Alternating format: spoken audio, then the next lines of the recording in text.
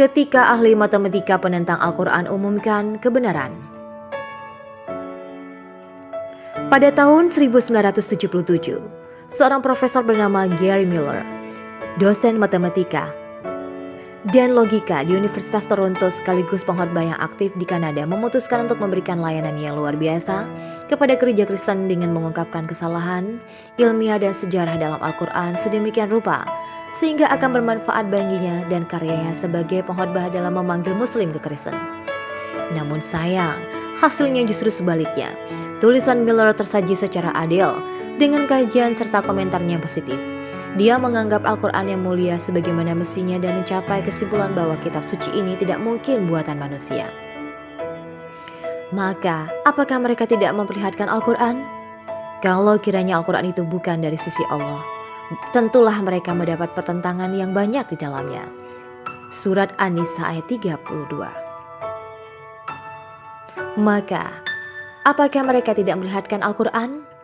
Kalau kiranya Al-Quran itu bukan dari sisi Allah, tentulah mereka mendapat pertentangan yang banyak di dalamnya. Surat An-Nisa ayat 82. Dan jika kamu tetap dalam keraguan tentang Al-Quran yang kami wahyukan kepada hamba kami Muhammad, buatlah satu surat saja yang semisal Al-Quran itu dan ajaklah penolong-penolongmu selain Allah jika kamu orang-orang yang benar. Surat Al-Baqarah ayat 23. Meskipun Profesor Miller pada awalnya menentang Al-Quran, dia berakhir menjadi takjub dengan apa yang dia temukan. Berikut ini adalah beberapa poin yang dia sebutkan dalam ceramahnya tentang Al-Quran yang menakjubkan. Tidak ada penulis yang penulis buku dan kemudian menentang orang lain bahwa buku ini tidak memiliki kesalahan, sedangkan untuk Al-Quran yang mulia sebaliknya.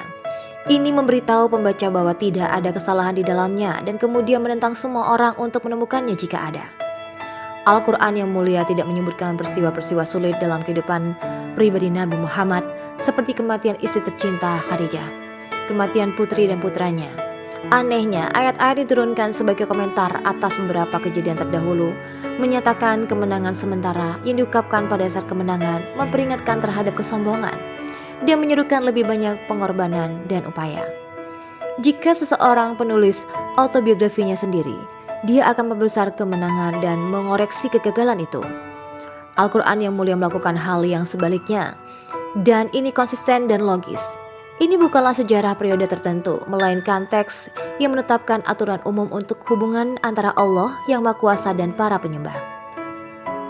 Miller memikirkan sebuah ayat tertentu. Katakanlah, sesungguhnya aku hendak memperingatkan kepadamu suatu hal saja, yaitu supaya kamu menghadap Allah dengan ikhlas, berdua-dua atau sendiri-sendiri. Kemudian kamu pikirkan tentang Muhammad, tidak ada penyakit gila meskipun pada kawanmu itu. Dia tidak lain hanyalah pemberi peringatan bagi kamu sebelumnya atau menghadapi azab yang keras.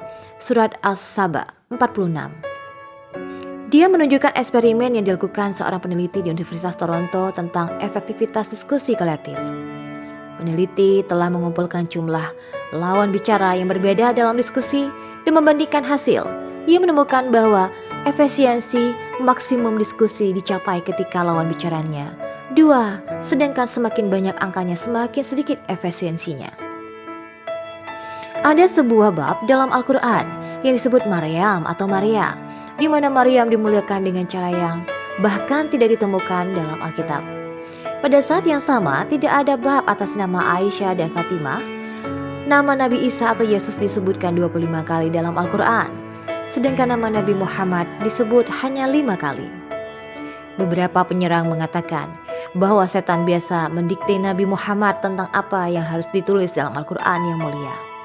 Tetapi pertanyaannya adalah bagaimana ini bisa terjadi, sementara itu berisi ayat-ayat yang dapat diterjemahkan sebagai berikut. Dan Al-Quran itu bukanlah dibawa turun oleh setan-setan, dan tidaklah patut mereka membawa turun Al-Quran itu, dan mereka pun tidak akan kuasa. Sesungguhnya mereka benar-benar dijauhkan daripada mendengar Al-Quran itu. Surat Asy-Syura ayat 210-212. Jadi ketika membaca Al-Quran, maka muslim berlindung kepada Allah dari setan yang terkutuk. Jika ada beberapa situasi, Nabi Muhammad kita, dia dan Abu Bakar berada di dalam gua Hiro dikelilingi oleh orang-orang kafir yang dapat menemukan mereka. Reaksi manusia adalah mencari jalan keluar di belakang atau jalan keluar lain, atau diam agar tidak terdengar. Namun Nabi mengatakan pada Abu Bakar, "Janganlah kamu berduka cita, sesungguhnya Allah beserta kita." Surat At-Taubah ayat 40. Ini bukanlah mentalitas seseorang penipu. Ini mentalitas seorang nabi yang memiliki keyakinan bahwa Allah yang Maha Kuasa pasti akan menjaganya. Surat Al-Masad atau seraput kelapa diturunkan 10 tahun sebelum kematian Abu Lahab, paman Nabi. Abu Lahab memiliki 10 tahun penuh untuk membuktikan bahwa Quran yang mulia itu salah. Namun dia tidak beriman atau bahkan hanya berpura-pura beriman. Lantas bagaimana mungkin Nabi bisa begitu percaya ke diri? Lantas bagaimana mungkin Nabi bisa begitu percaya diri kecuali dia yakin bahwa Al-Quran yang mulia adalah wahyu Allah atau yang Maha Kuasa? Mengomentari ayat ini, di ayat lain disebutkan, ini adalah di antara berita-berita penting tentang yang gaib yang kami wahyukan kepada Muhammad. Tidak pernah kamu mengetahuinya dan tidak pula kaumku sebelum ini. Maka bersabarlah. Sesungguhnya kesudahan yang baik adalah bagi orang-orang yang bertakwa. Surat Hud ayat 49. Miller menulis bahwa tidak ada satupun kitab suci yang menggunakan gaya seperti ini, yaitu memberikan informasi kepada pembaca dan kemudian mengatakan kepada bahwa itu adalah informasi baru. Benar-benar tantangan yang unik. Bagaimana jika orang-orang Mekah berpura-pura telah mengatakan bahwa mereka mengetahui hal itu sebelumnya? Bagaimana jika seorang cendekiawan kemudian mengetahui bahwa informasi ini telah diketahui sebelumnya? Namun ini tidak terjadi. Profesor Miller menyebut apa yang termasuk dalam Katolik Encyclopedia Comparator telah ada di bawah entry Quran. Dia menyebutkan bahwa meskipun banyak studi, teori, dan upaya untuk menyerang kebenaran wahyu Al-Quran dengan banyak dalih, tidak ada satupun dari mereka yang tidak dapat diadopsi secara logis. Gereja sendiri tidak berani mengadopsi teori-teori seperti itu, tetapi pada saat yang sama tidak mengakui kebenaran teori Muslim, bahwa Al-Quran itu kitab suci yang mulia, tanpa diragukan lagi adalah wahyu surgawi terakhir. Faktanya, Profesor Miller cukup adil dan cukup jujur untuk mengubah posisinya dan memilih jalan yang benar.